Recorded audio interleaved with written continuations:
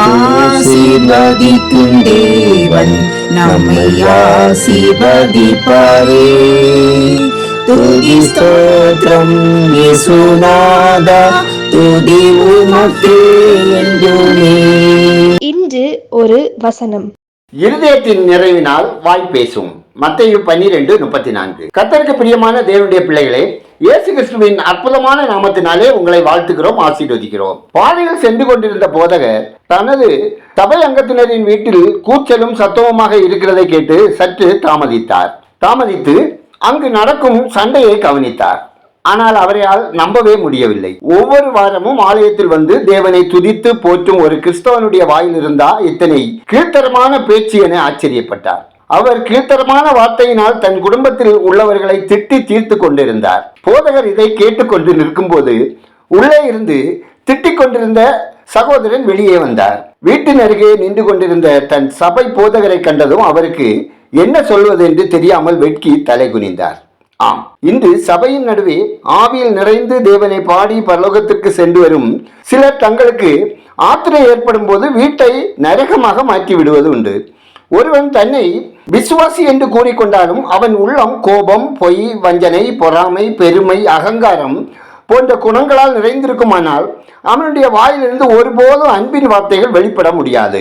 அன்பான சகோதரனே, சகோதரியே, உங்கள் உள்ளம் என்னும் பாத்திரம் அழுக்கானதாகவும் அதிலிருந்து புறப்படும் வார்த்தைகள் நாற்றம் நிறைந்ததாகவும் இருக்குமானால் உங்கள் இருதயம் இயேசு கிறிஸ்துவின் இரத்தத்தினால் சுத்தம் செய்யப்பட உன்னை அவரிடத்தில் ஒப்புக்கொடுங்கள். என் வார்த்தைகளால் எவரையும் துக்கப்படுத்த மாட்டேன் என்று என் ஒவ்வொரு வார்த்தைகளை குறித்தும் கவனமாய் இருப்பேன் என இப்பொழுதே தீர்மானம் செய்யுங்கள். பக்தி விருத்திக்கு ஏதுவான நல்ல வார்த்தையே பேசுங்கள்.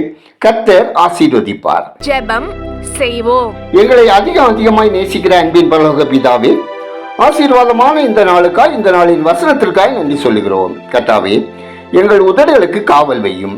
உமது நாமத்தை துதிக்கும் எங்கள் உதடுகளை பரிசுத்தமாய் காத்துக்கொள்ள உதவி செய்தரலும். ஆண்டவரே, உமக்கு கீழ்ப்படியாமல் எங்கள் விருப்பம் போல் நடந்து தீமைகளை செய்த எங்களை மன்னிப்பீராக.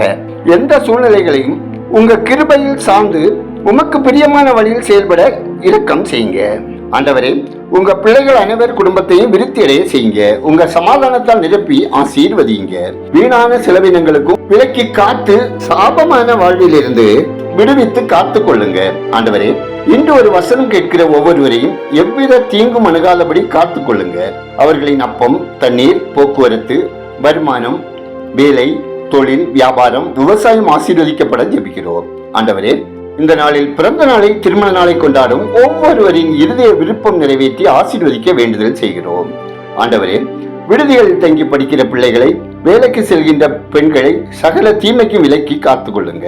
கர்த்தாவே, வெளிநாடுகளில் படிக்கவும் வேலைக்காகவும் முயற்சிக்கும் ஒவ்வொருவரின் முயற்சிகளை தேவரீர் வாய்க்க செய்யவும், வெளிநாடுகளில் வேலை செய்கிறவர்களின் கையின் பிரயாசங்கள் மற்றும் குடும்பத்தினர் ஆசீர்வதிக்கப்படவும் ஜெபிக்கிறோம்.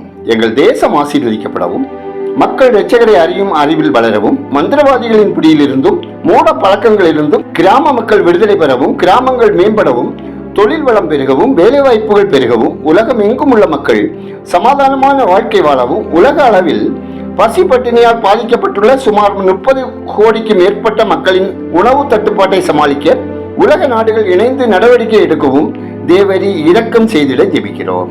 மிஷனரிகளின் நலன் காக்கப்படவும், ஊழிய எல்லைகள் விரிவாகவும், ஊழியத்திற்கும் ஊழியர்களுக்கும் விரோதமாக எழும்புகிறவர்கள் மேல் கர்த்தரின் பலத்த கரம் இறங்கிடவும் விண்ணப்பிக்கிறோம். ஒவ்வொரு குடும்பத்திலும் தேவ சமாதானம் நிறைவாய் பெருகவும், பிரிவினையின் ஆவியின் கிரியைகள் அழிக்கப்படவும், பிரிந்தவர்கள் மீண்டும் இணைந்து சமாதானமாக வாழவும் மன்றாடுகிறோம்.